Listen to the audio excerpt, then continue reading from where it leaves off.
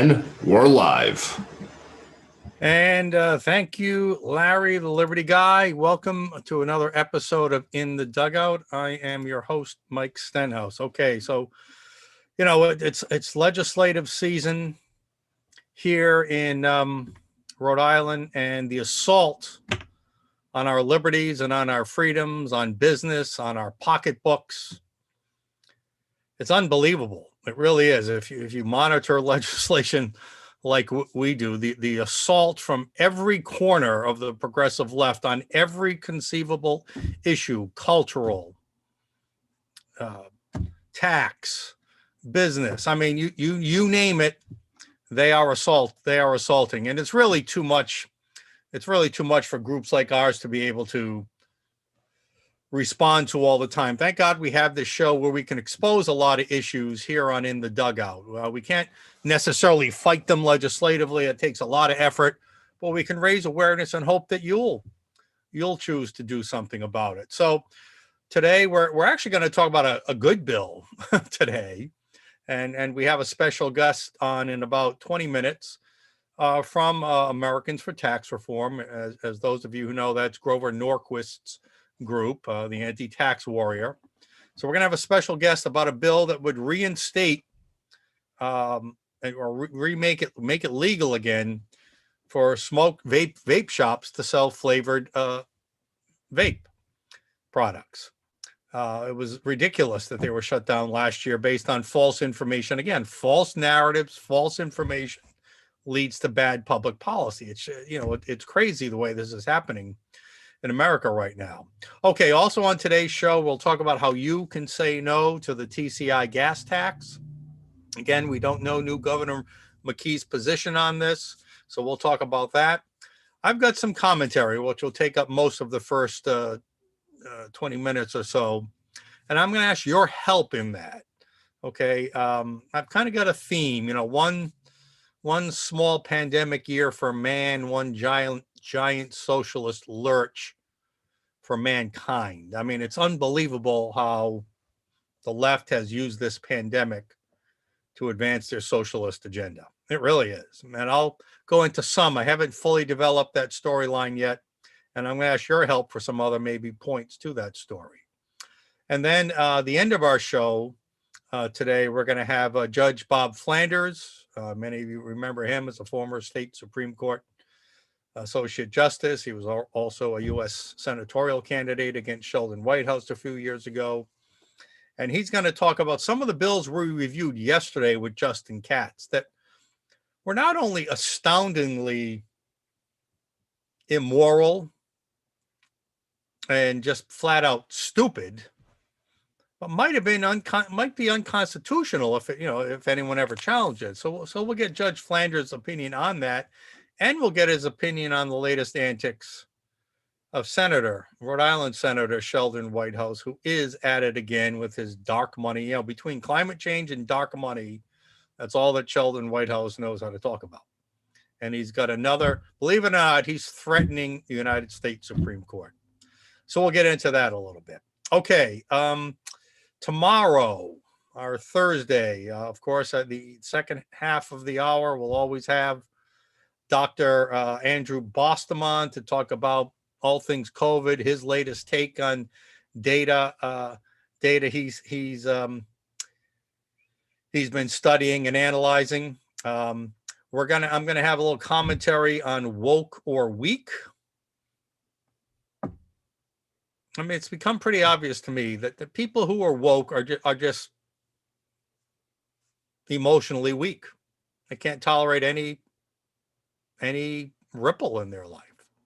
I'll talk about that a little bit more tomorrow.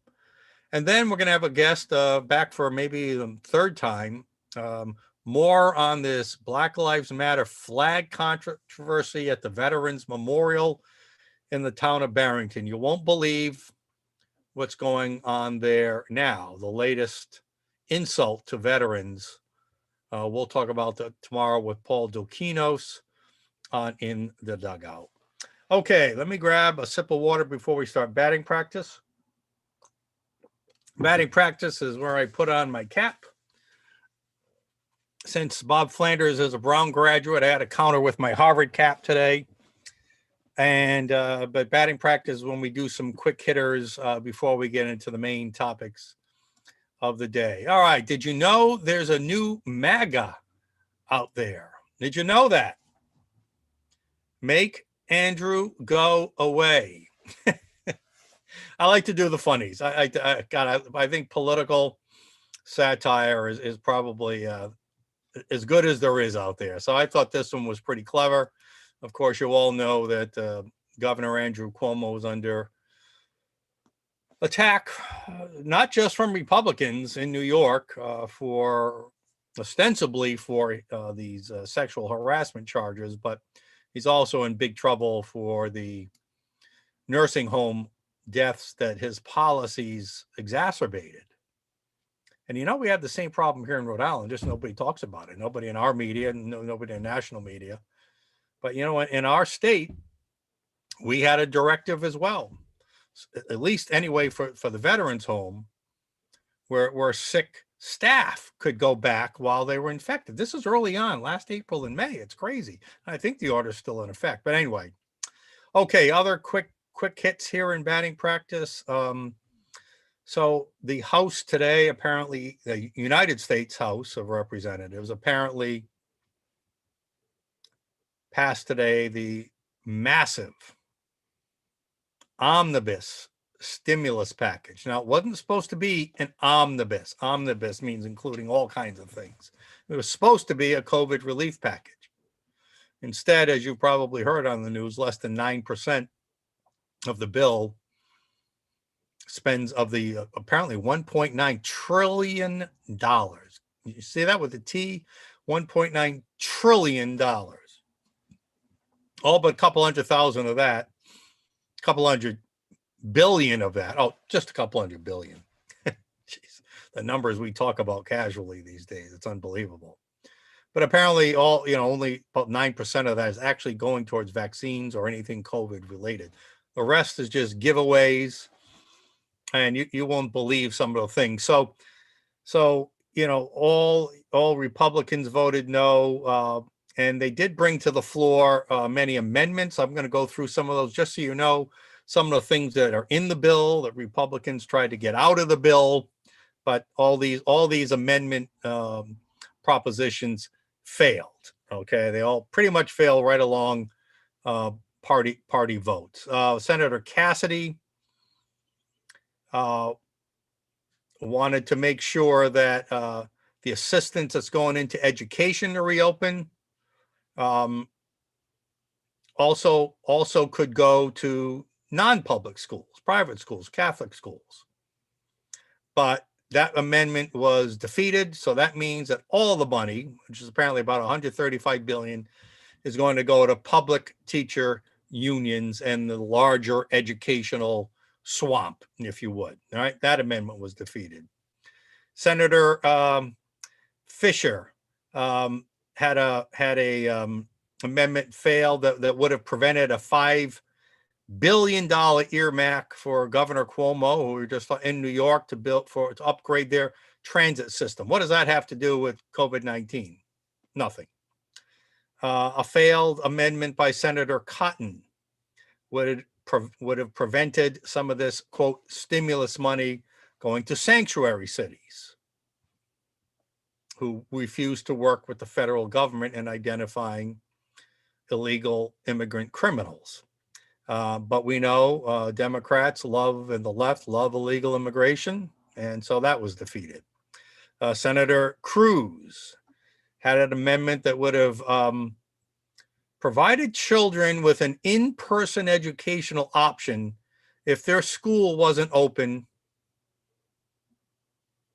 for in-person learning. I imagine that would mean some kind of public funding that would follow them to a private school of their choice. But of course, teachers' unions stepped in and made sure that amendment got defeated. Senator Tuberville, culture war, wanted to ensure that no funds that went to schools that would allow biological males to compete against women in girls' sports that funds didn't go to those schools, but of course the woke left made sure that amendment didn't pass. Senator Cassidy wanted to make sure that some of these rebate checks are not going to prisoners. But we know felons are a key part of the left's coalition, so that amendment failed. And did you even know there's money going to illegal aliens, undocumented migrants, whatever you want to call them? But they're also now part of the left's coalition. Senator Cruz offered an amendment to make sure that no money would go to anyone here who's here illegally. That amendment failed. All of these pretty much by 49 to 50 votes. There was one Republican senator who wasn't there yesterday, apparently. And then the last amendment I'll mention here that failed was to restart the Keystone Pipeline. I mean, it's nothing to do with COVID, but if the Democrats are getting their little goodies in there, why not? But again, the left hates fossil fuels so much, so they don't care if it costs jobs. Well, that amendment failed. So again, what you're seeing here is this monstrous bill with common sense amendments being routinely defeated. And then there is one other aspect to this bill I should mention. For those of you who follow national politics, Senator Joe Manchin once again pulled the rug out from underneath conservatives. He was, a lot has been talked about. Well, he's a moderate Democrat and he'll hold the line on some of these really, and there's a lot of them, really crazy ideas, because it's a 50-50 tie. All they need is one person, assuming that a Romney or a Murkowski or a Senator Collins from Maine don't flip. But you only need one Democrat to defeat some of these really crazy bills. And Joe Manchin kept saying, I'll be the one. And on this particular omnibus stimulus bill, he said, I will not. He made a public show just last month saying, I will make sure we have a bipartisan bill and I will not vote on a big wasteful bill. And he voted yes on a big wasteful bill. So what this proves is that Joe Manchin is no moderate. He's as liberal as anybody else up there. He has to pretend he's a moderate so he can get reelected in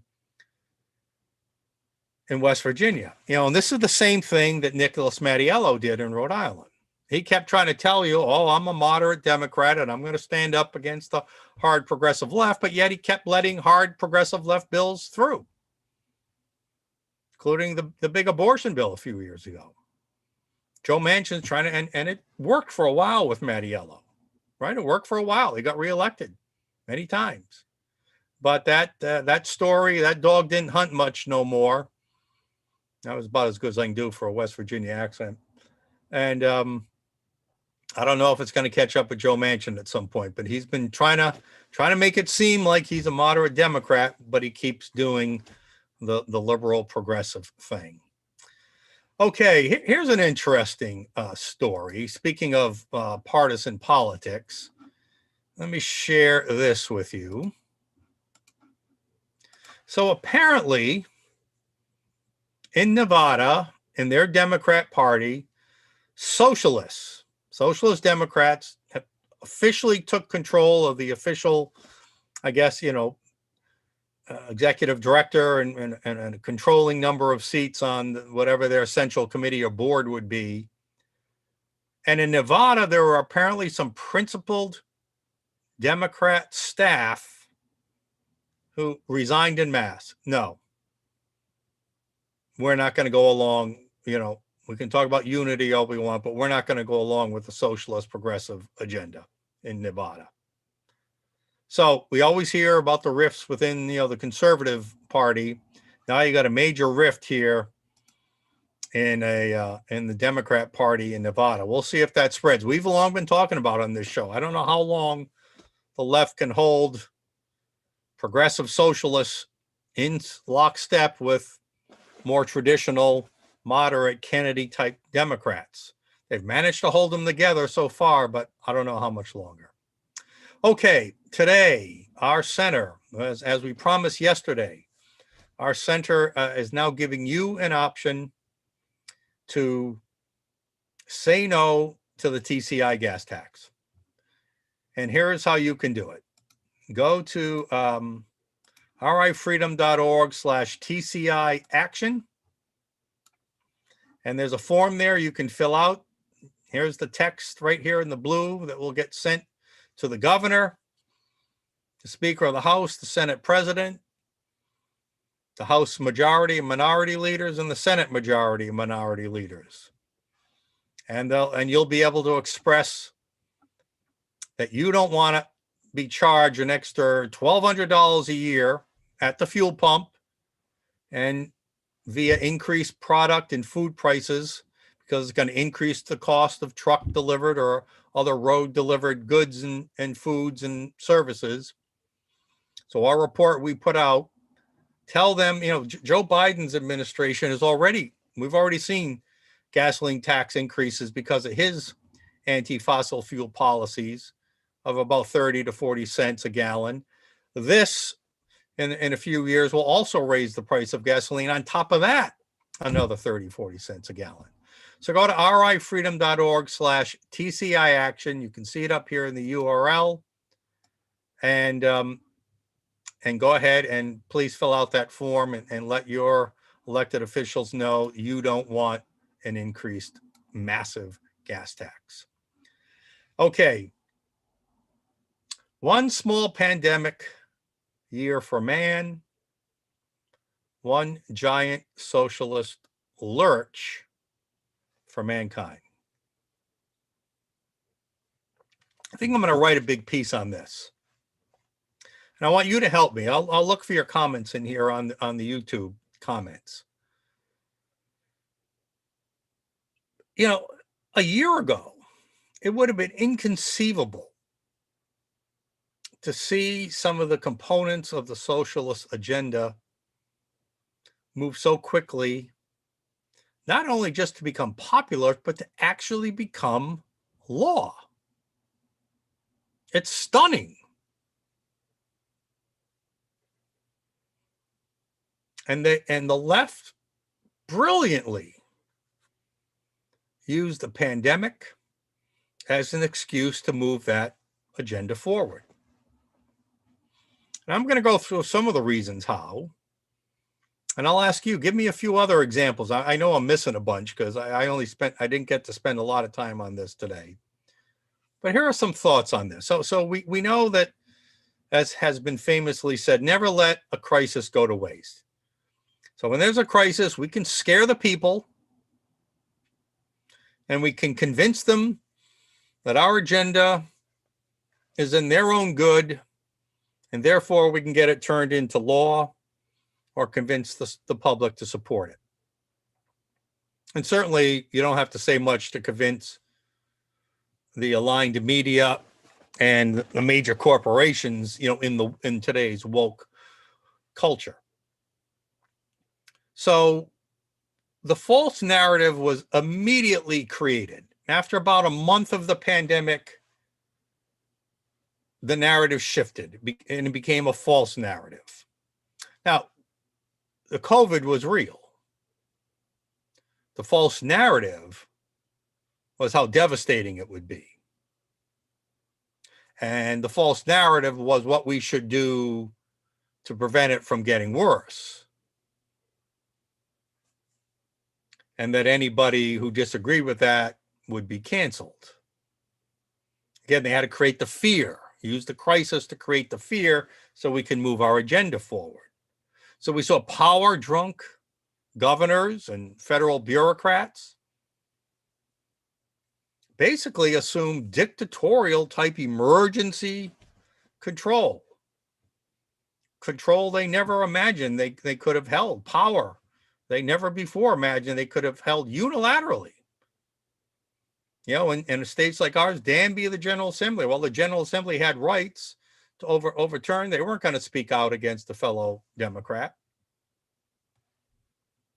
And as we know, when you have this kind of absolute power, we know corruption follows. That absolute power corrupts absolutely. And that's what we saw. We saw institutional data manipulation. We saw flip-flops when it came to people like Fauci and other experts. When it came to masks, we saw the CDC change the rules on how to calculate a death. Yes, and I'm going to say it right here. Many, many, many of the deaths attributed to COVID were not COVID deaths. The CDC changed the rules in the middle of the game.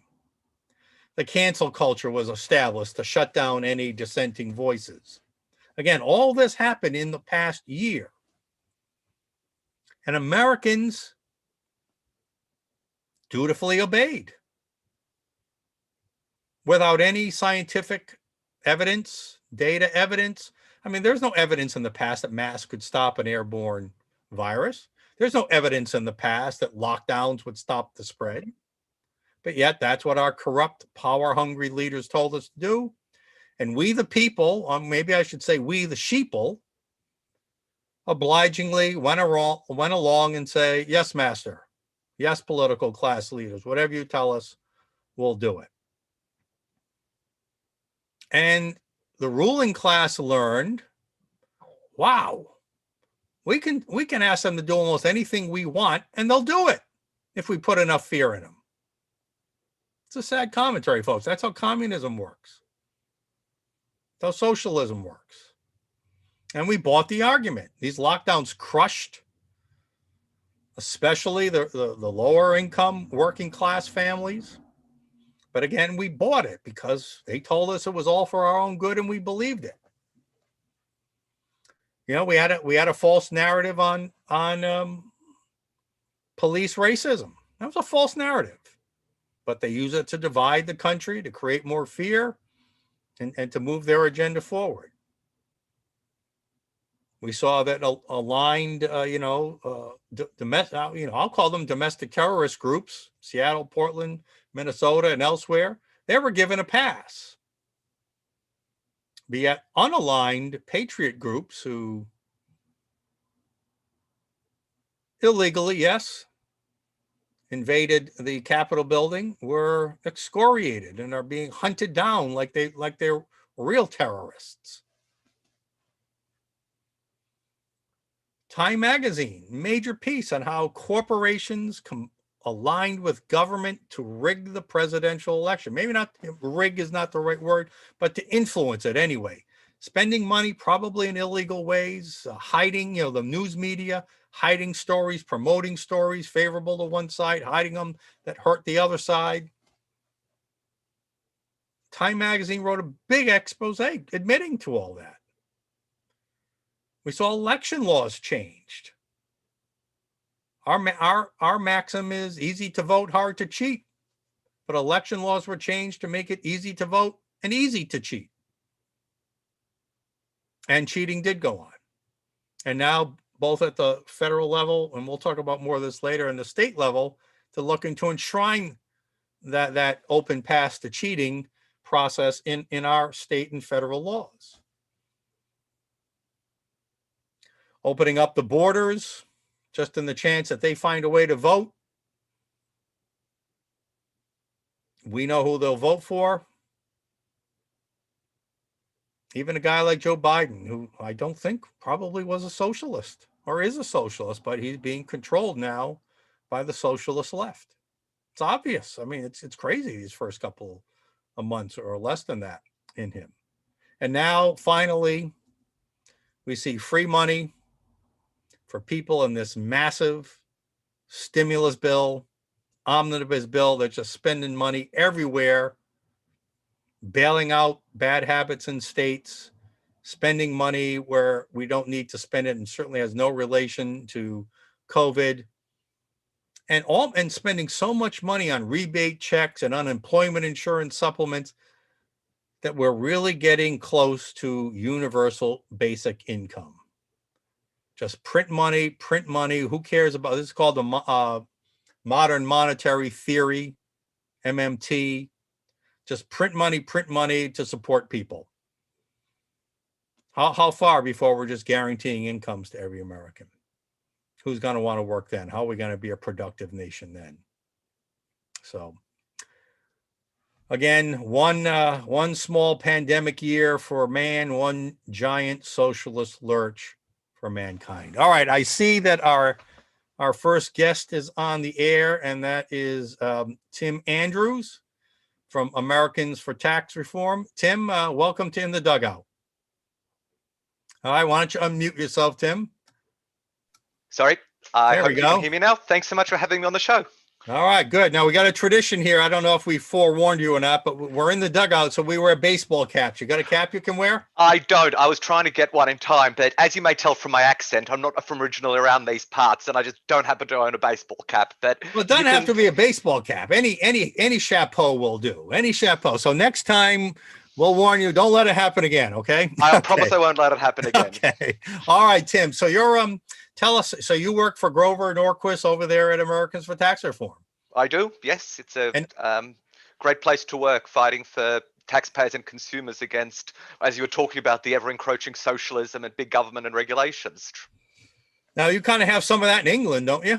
Except I'm not from England, I'm from Australia. But we've got you're that from just Australia. How much of that do you have in Australia? Sorry, I can't get my South African, Australian, New Zealand, and British accents down. I'm sorry. That's okay. And look, it's just as bad in many ways in Australia as it is. In fact, it's worse in a lot of ways back at home. So I'm trying to trying to apply a lot of the lessons as to what we've done wrong, so that the same thing doesn't happen over here.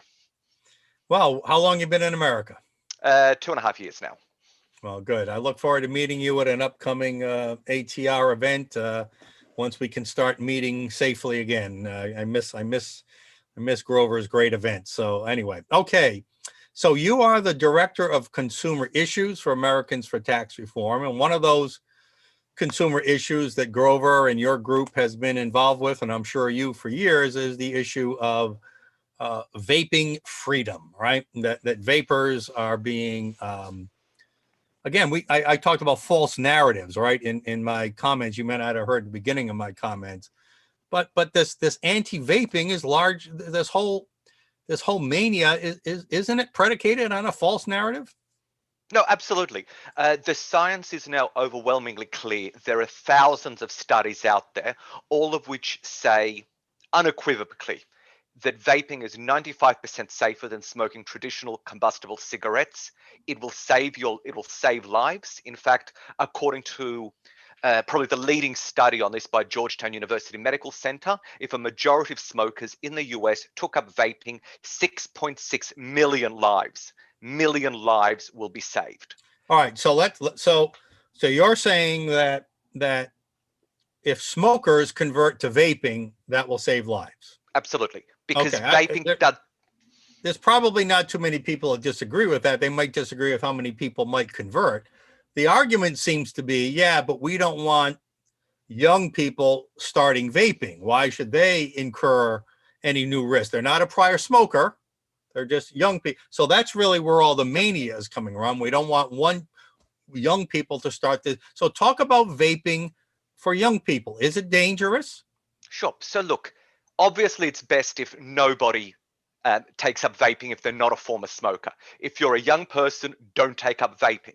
But the problem is that what politicians are trying to do is they're trying to penalize adult ex-smokers, right. To try and do something about young people, which makes no impact. If you want to address youth vaping, further enforce the laws. It's already now illegal under the age of 21 to buy, in most states, Teach 21 movement, to buy tobacco, to buy vaping products. This is already illegal.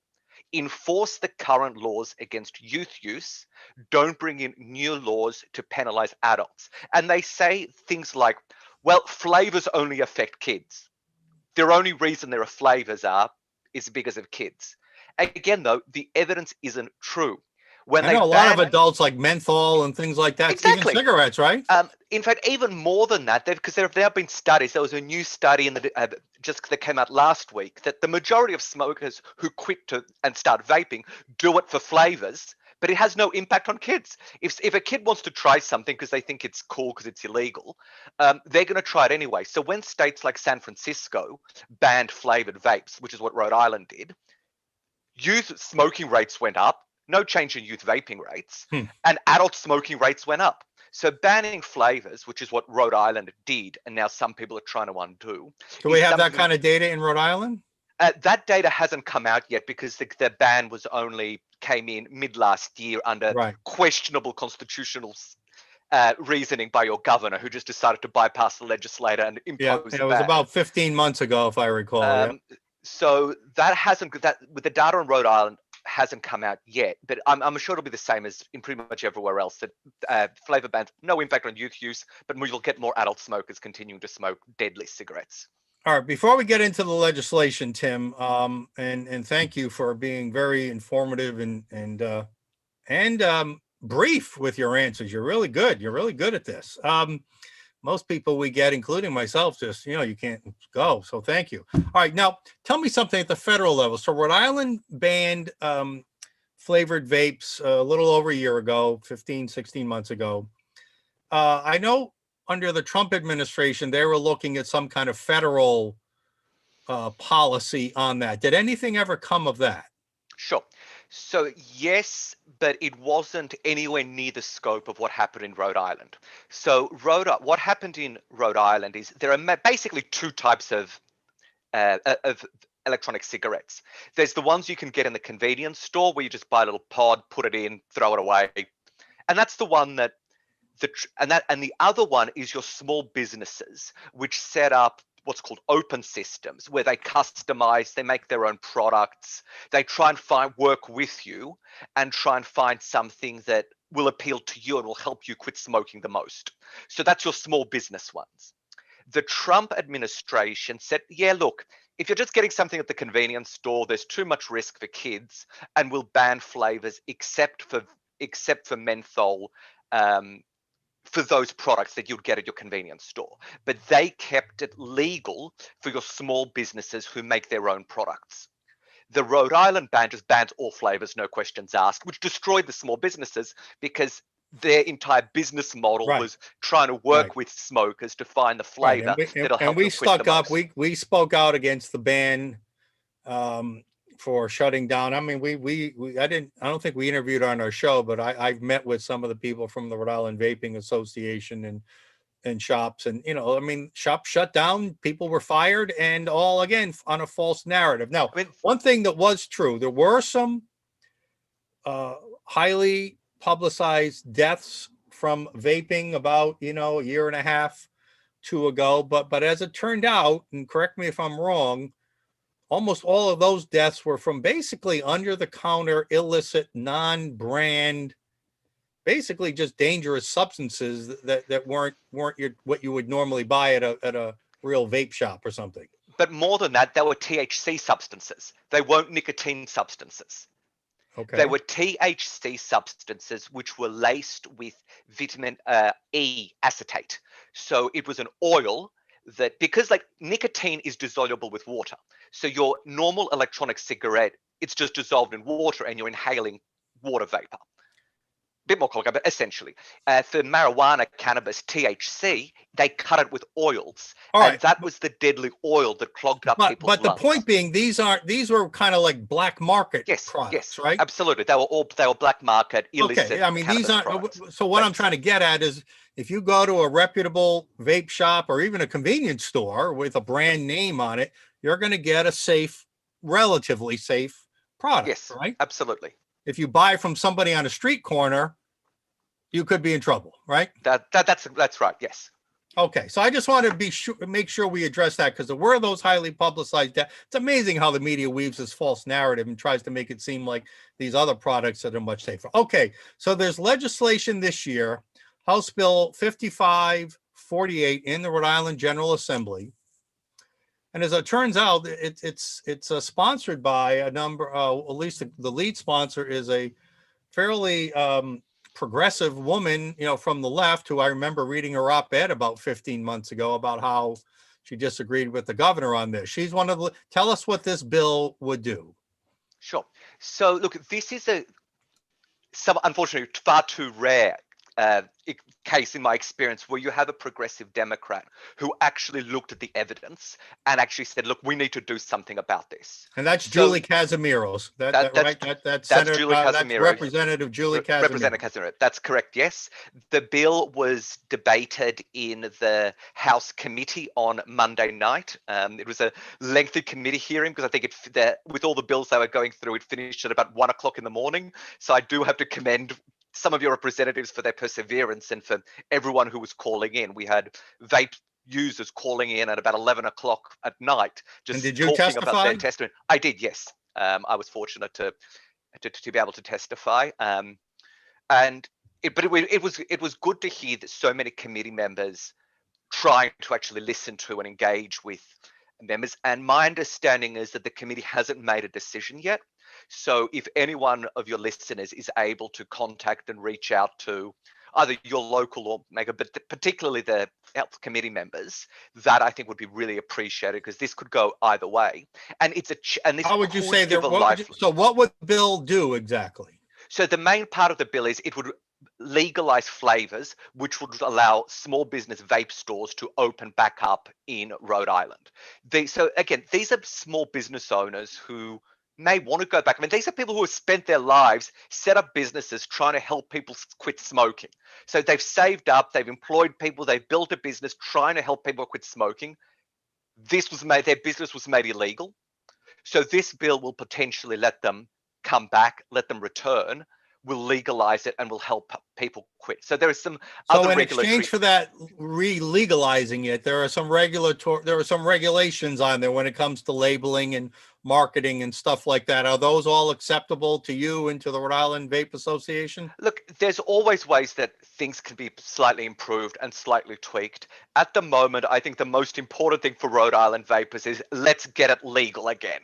We can tweak the actual regulations down the track. Let's not get bogged down into the specific details of labeling or marketing. I mean, I would like a much more wider marketing availability because I think people should be able to communicate that this is a life-saving product. Unfortunately, there's a lot of FDA rules against that as well. But look, ultimately, the question is a legal product, even if it's, there are certain regulations, will be better than an illegal product. It'll be better for the state's all I'm economy. saying is that right now you and Rhode Island vape shops are accepting some regulations in order for them to reopen. That's correct. Virtually every single person who was testifying for it was happy to sort of make that trade-off. And what did the opposition say? Was it still based on the false narrative? Was that still being perpetuated, or did they bring up some other points?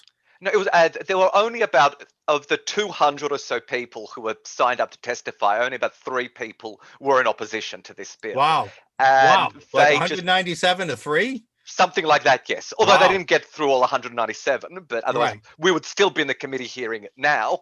But it was again, it was the false narratives. It was, just think of the children, not looking at their, it was pure emotional driven, not data driven. It was just rhetoric of think of the children. But that's the case it is because they don't have evidence on their side. They don't have facts. They don't have science. So they're just trying to muddy the water and appeal to emotion and lie.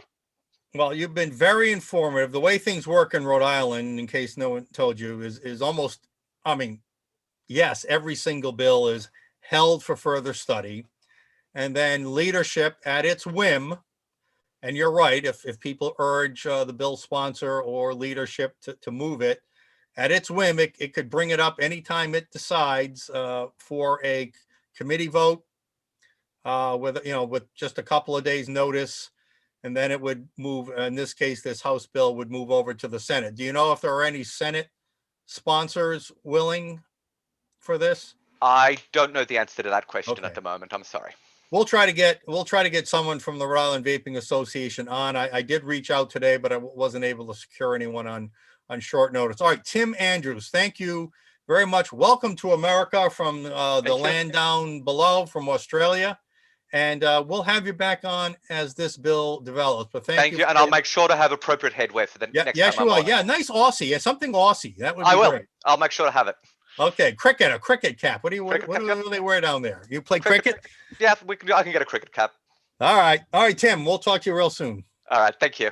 All right. Tim Andrews, Americans for Tax Reform on vaping freedom. One of the freedoms and anti-business moves that the Raimondo administration made a year and a half ago. Okay. And this is about freedom. See what I mean? It's what I said in the opening comments.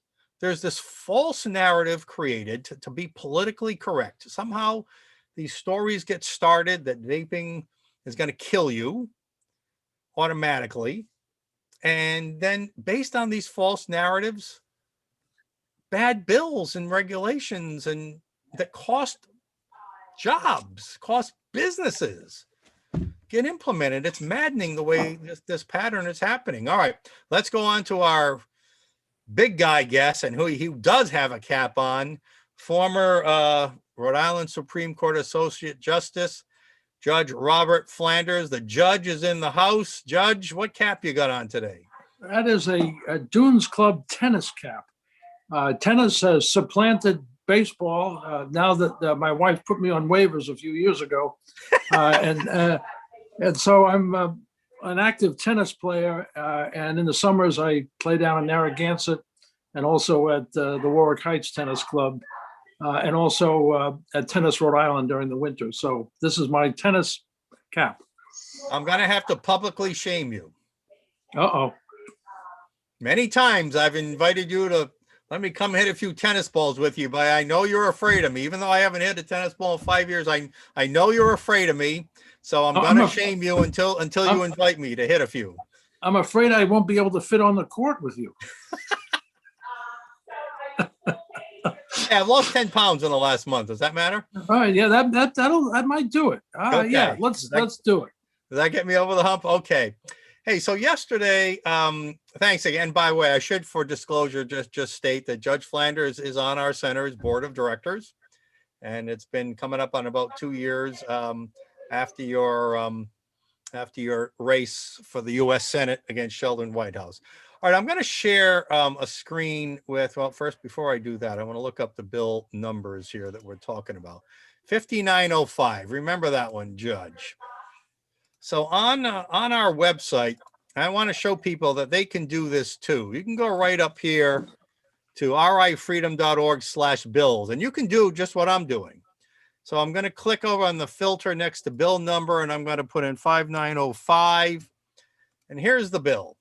We talked about this yesterday with Judge Cass. This was one of the bad bills he talked about.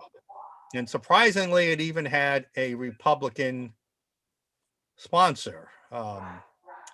Barbara Ann Fenton Fung. But anyway, this bill would force, as you can see here from the language, any publicly held corporation, I guess headquartered in the state, to have a minimum number of women on its board of directors, or else they would be subject to six-figure fines if they didn't comply with the wishes of the government. So Justin and I talked yesterday how just woke stupid that is. But my question to you, and you can comment on that part too, but constitutionally, does the government have any right to get into those level of inner workings of a private corporation? Well, yeah, of course, private corporations are subject to regulation here and in other states. But when you get into the issues such as gender-based discrimination, then there's some potential legal problems here, because after all, this is singling out one group, women, for mandates to be on boards, which necessarily act against other groups who are not in that category or who are not similarly favored with this designation. So I analogize this to the quotas that were at issue when colleges tried to reserve certain spots for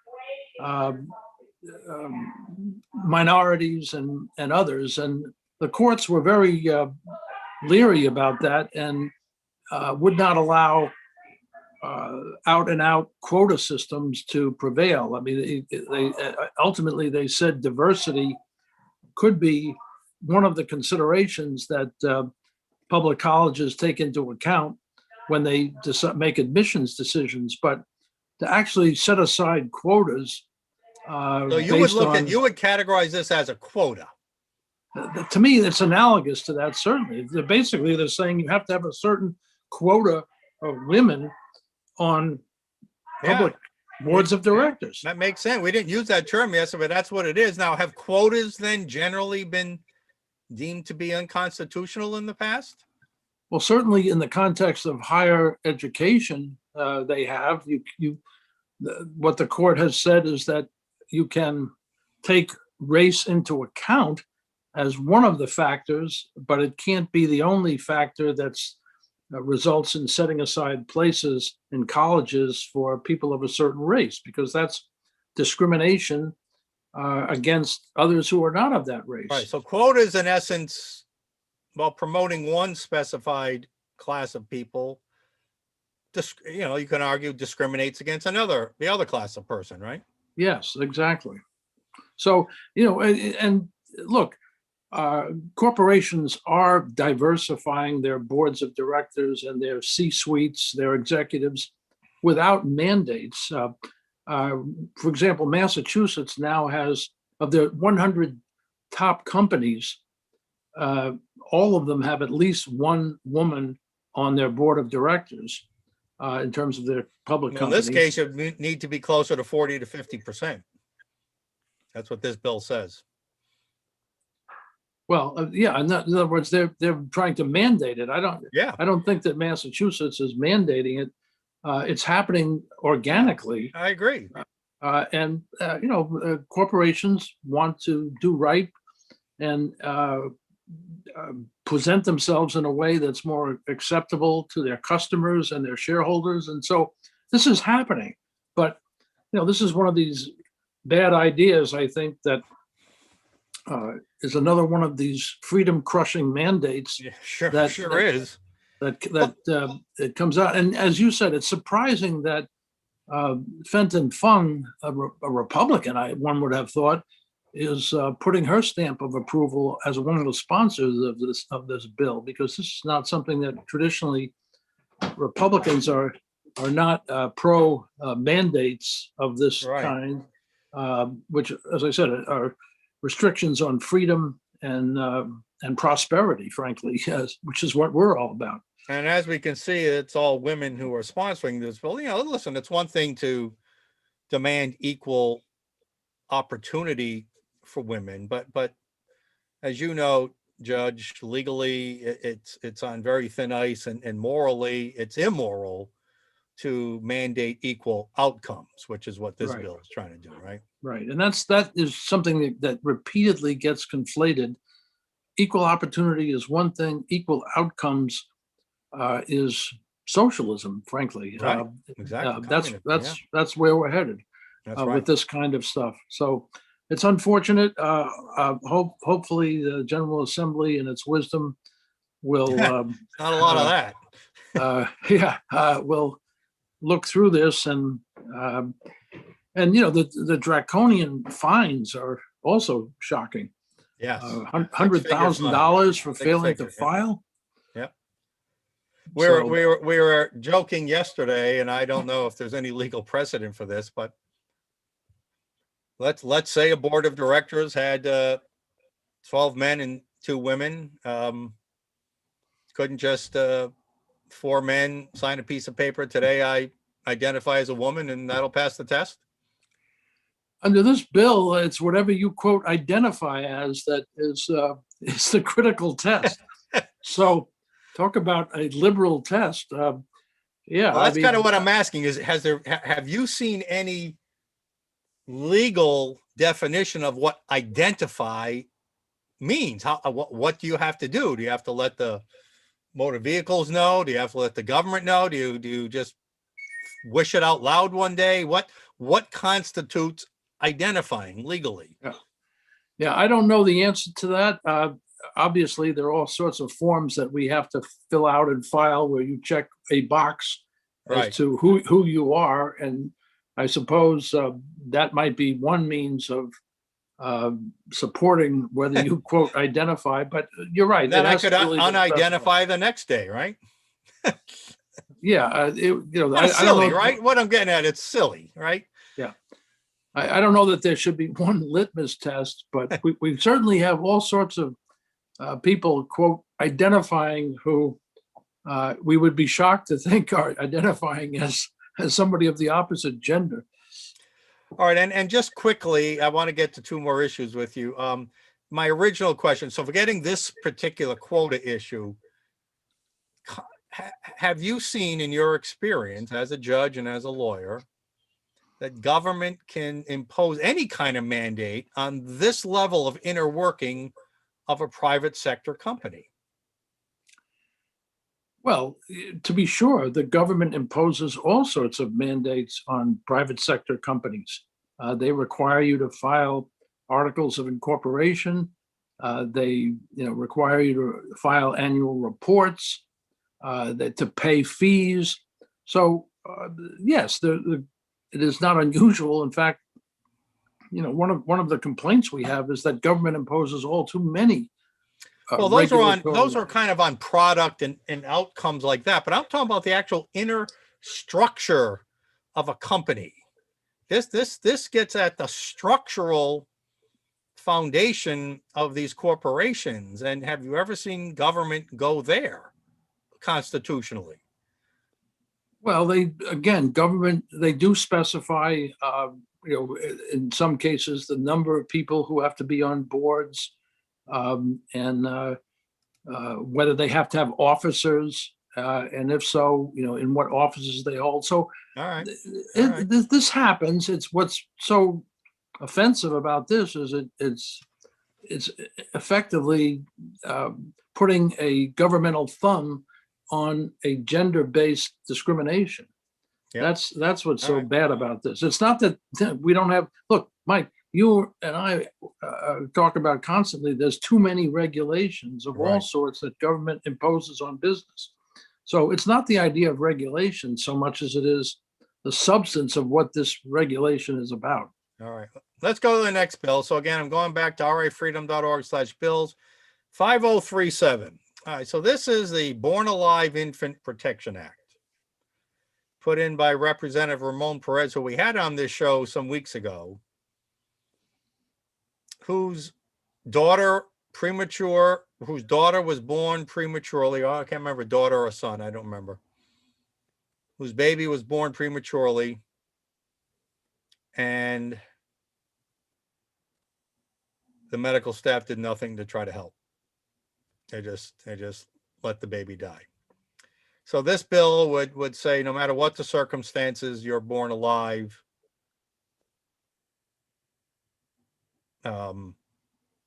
Medical people have to try to save the life, whether it's abortion or premature or whatever. My question constitutionally, it has nothing to do with abortion. When you have a live person, a baby, is there legal peril right now for medical providers if they stand back and do nothing? Under current law, state law, federal law, whatever. I mean, the bill that you're talking about is not yet law, so it wouldn't be under that bill. Right, of course. But yeah, I think if I mean, well, I guess what I'm asking, is it just that prosecutors won't bring the cases, but does existing law somehow put these medical professionals who refuse to save a baby in any peril? And the reason we don't see cases is because no prosecutor is going to bring the case. Yeah. Well, doctors, as you know, are under the general rule that they're supposed to do no harm. And if by standing by and doing nothing, they let somebody who's in their care expire or otherwise suffer injuries that were preventable, then I think medically and otherwise, they definitely could be subject to sanctions for not acting. And they would be protected, I think, by taking steps to preserve life and do no harm. I mean, you would just, I guess what I'm saying is it would be amazing to me to think that you would need a bill like this, that there aren't some constitutional or legal protections already for any person who's alive in this country. Well, these are difficult because there are so-called partial birth abortions where Yeah. for some limited period of time, the Yeah. fetus is alive. Yeah. If someone goes to the hospital to abort a fetus and it either is not performed properly or the methodology used, the partial birth abortion, if that's legal in some situations, could result in the fetus being alive. And so the issue would be, in that situation, is the doctor in jeopardy if he finishes the procedure that the woman came to him or her to undergo? Yeah. So these are just to wrap- difficult ethical issues, but I think that generally the law and medicine ought to act to preserve life and to do no harm. Yeah. Well, just to wrap up that with some practical comments on my, this bill is likely not to go anywhere because there was an identical amendment to this pretty much 2 years ago when the abortion bill passed and it was defeated, the amendment to say, well, if we're going to provide this level of abortion, at least if a baby's born alive, let's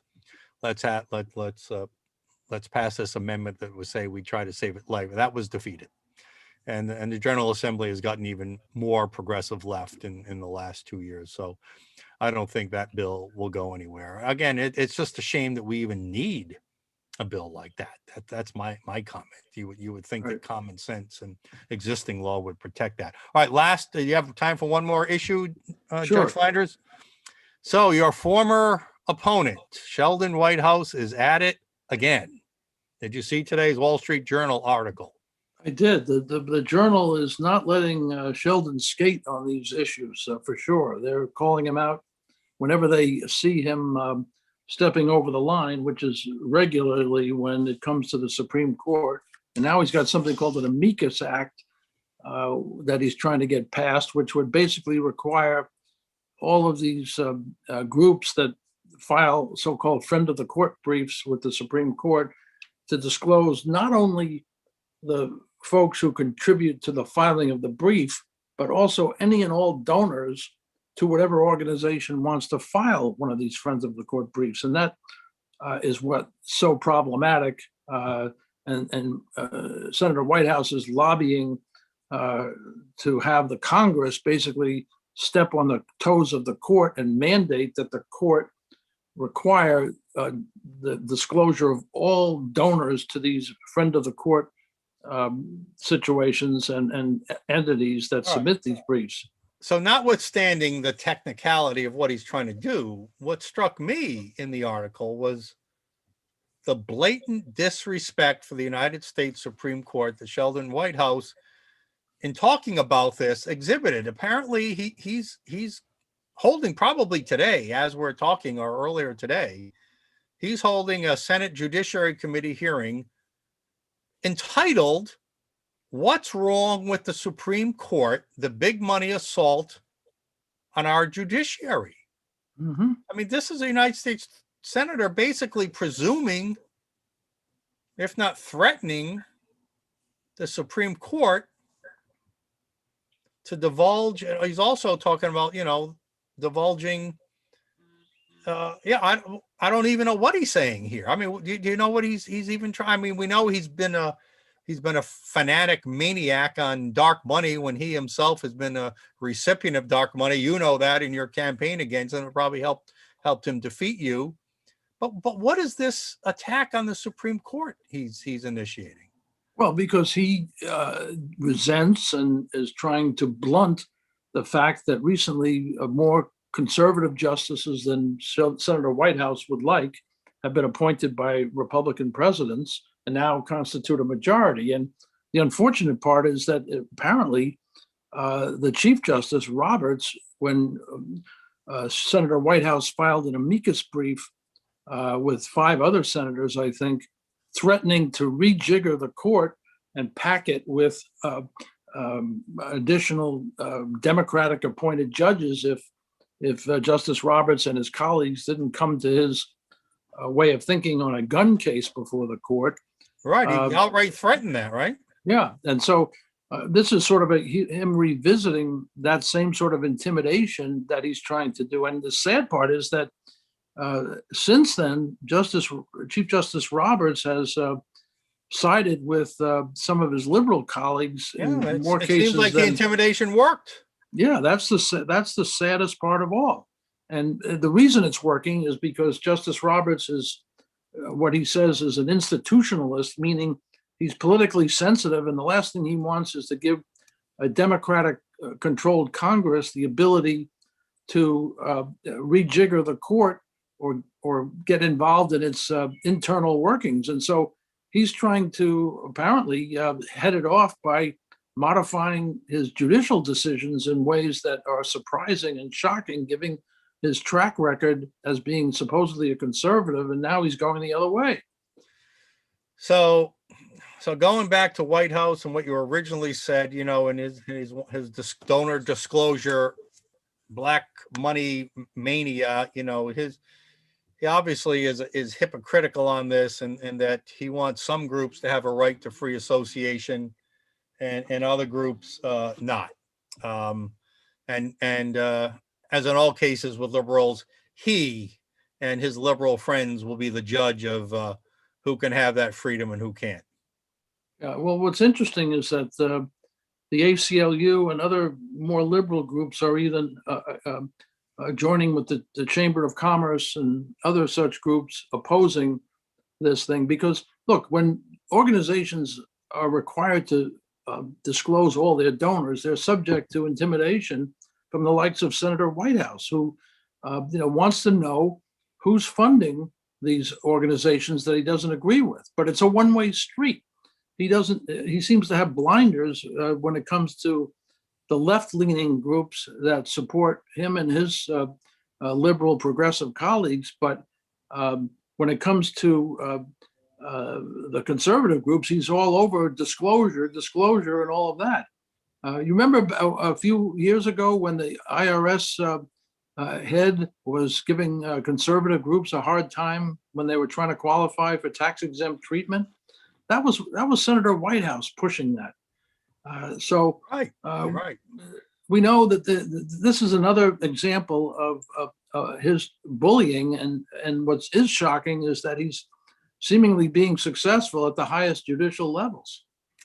All right, last question, just a quick one. So when you see all this from your former nemesis, does it make you feel like running again in 4 years against them? No, I don't think so. I'm not contemplating doing that. I've got some grandchildren that I haven't seen out in the West Coast. I'd like to get out to do that. Yeah, and I'm still very active as a practicing lawyer. So that's where I'm focused on right now. Well, thank you for joining us today with your always sage comments on some of these thorny issues. We'll have you back soon. Next time we find a few more. Thank you, Judge. Thanks, Mike. Have a good evening. Judge Robert Flanders, former Associate Justice of the Rhode Island Supreme Court, now one of the top attorneys in the state. So again, folks, just to wrap up, going with my commentary earlier, going with what we saw with the vaping ban falsely implemented by Gina Raimondo a year and a half ago, as we saw with the government intruding on private corporation boardrooms, and as we see here with Senator Whitehouse, the left just believes they know best. They know what's in our best interest. You know what the best way to act is? Just leave us the hell alone. Live your life the way you want to live it. Leave the rest of us the hell alone. Why do you have to impose your beliefs on all the rest of us? And then why do you create these false narratives to try to achieve those ends? It's really maddening, but it's getting worse. And it looks like it's going to keep getting worse until it gets better. All right, tomorrow, again, interesting show. We have Dr. Boston on, of course, for all things COVID. More on the Barrington Black Lives Matter flag controversy, and some commentary from me, and a fun video on woke or weak. We'll see you tomorrow in the Dugout.